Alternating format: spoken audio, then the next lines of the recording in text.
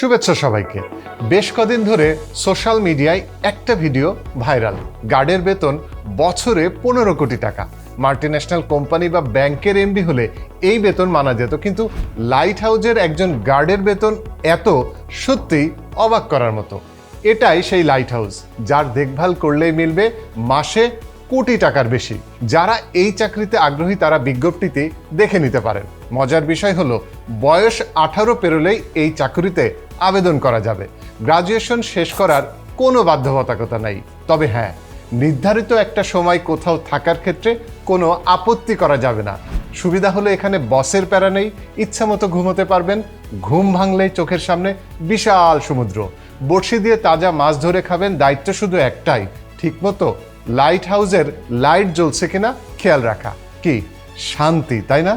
এতক্ষণ ধরে যে ভালো ভালো কথাগুলো বলছি তা এখানেই শেষ। কারণ ফ্রান্সের জুমন লাইট হাউসে কাজ করতে গেলে এক প্রকার প্রাণ হাতে নিয়ে যেতে হবে, কারণ এটা পৃথিবীর সবচেয়ে ঝুঁকিপূর্ণ চাকরির একটা। উত্তাল সাগরের মাঝে থাকা এই লাইট হাউসে একাকী দিন কাটানো মোটেও সহজ কোনো কাজ নয়। এই চাকুরির জন্য যারা সিভি পাঠানোর কথা ভাবছেন তাদের বলছি, ভাই, এখানে চাকরি নিলে কথা বলারও মানুষ খুঁজে পাবেন না, থাকতে হবে একা।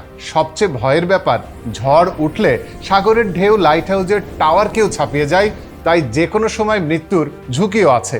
এই ছবিটা ভালোভাবে দেখলেই বুঝতে পারবেন কতটা বিপজ্জনক। এখন নিশ্চয় প্রশ্ন জাগছে, এই লাইট হাউসগুলোর দরকার কি আসলে, আর কেনই বা এখানে সারাক্ষণ লাইট জ্বালিয়ে রাখতে হবে?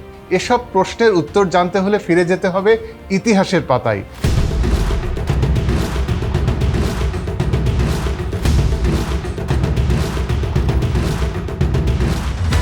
আগেকার দিনে লম্বা সফরের জন্য বেছে নেওয়া হতো সমুদ্রপথকে।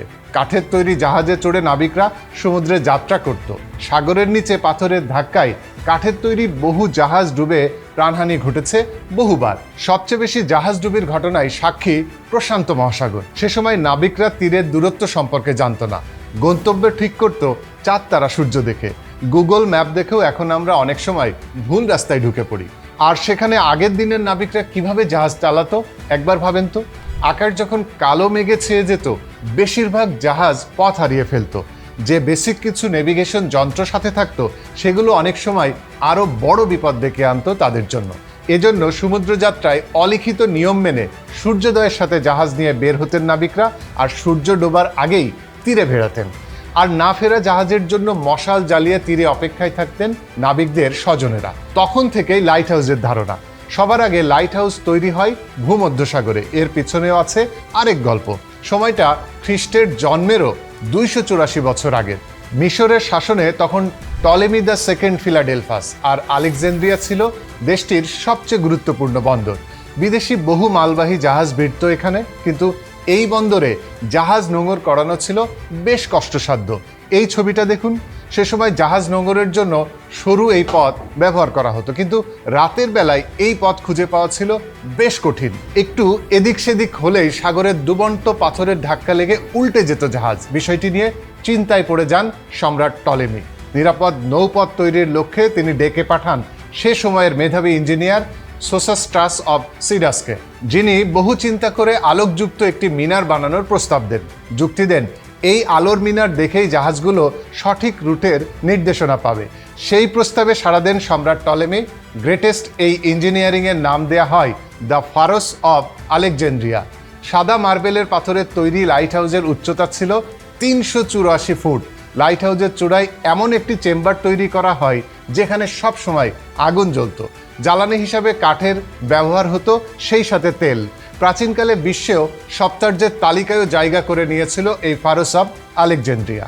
সোস্ট্রাটাস এই বাতিঘরের আলো বাড়ানোর জন্য আয়না এবং লেন্স ব্যবহার করেন, যে আলো দেখে মাইলের পর মাইল দূরে থাকা জাহাজগুলো ঠিকঠাক নির্দেশনা পেত।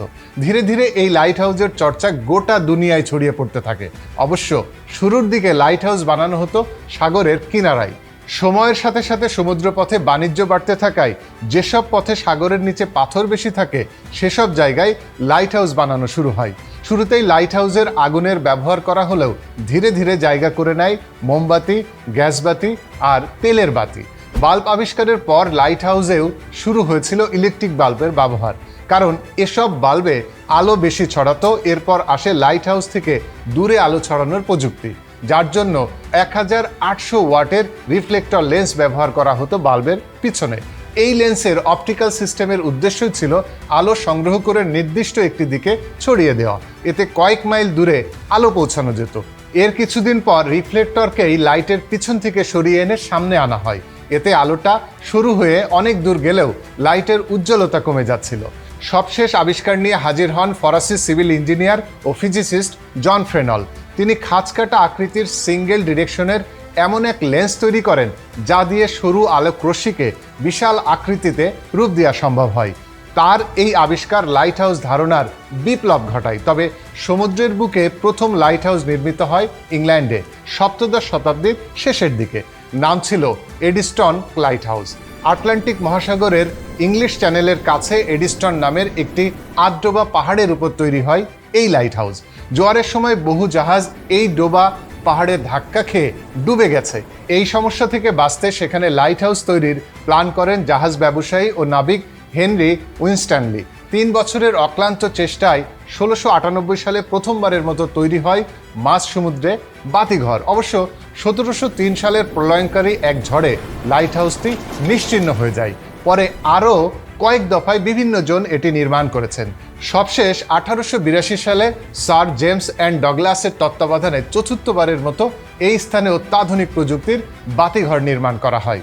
বর্তমানে লাইট হাউসে ব্যবহার হচ্ছে এলইডি লাইট। এতে কম খরচে বেশি আলো পাওয়া যায় এবং বেশ টেকসইও হয়।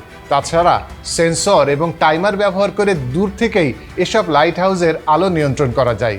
লাইট হাউসের সাথে বর্তমানে আরও যুক্ত হয়েছে রেডিও বিকন প্রযুক্তি, যার মাধ্যমে নির্দিষ্ট ফ্রিকোয়েন্সিতে সাগরে থাকা জাহাজগুলোকে সংকেত পাঠানো যায়। সেসব সংকেত ধরা পড়ে জাহাজের নেভিগেশন সিস্টেমে। তা দেখেই সঠিক পথ নির্ধারণ করতে পারে জাহাজগুলো। এছাড়া এখন জিপিএস এবং এআইএস প্রযুক্তি থাকায় জাহাজের ক্যাপ্টেনরা সহজেই লাইট হাউসের অবস্থান জেনে নিরাপদে চলাচল করতে পারেন। বর্তমানে পৃথিবীতে 18,600টি বাতিঘর আছে, যার মধ্যে 6টি বাংলাদেশে।